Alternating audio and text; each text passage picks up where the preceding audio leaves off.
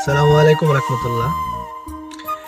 সবাই কেমন আছেন? ইনশাল্লাহ আশা করি সবাই ভালো আছেন। তো আমি আগে একটা ভিডিও ছাড়ছিলাম।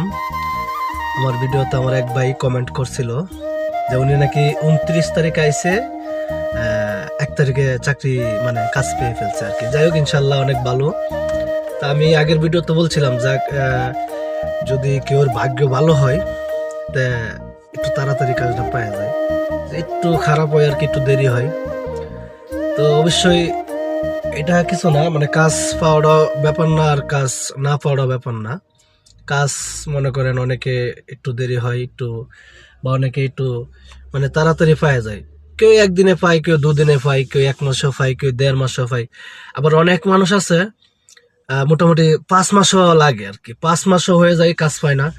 তো ইনশাল্লাহ সৌদি আরব যেই আইছে বা আমাদের যে কোনো প্রবাসী ভাই নতুন ভাইরা আইছে, তাদের জন্য এই ভিডিওটা।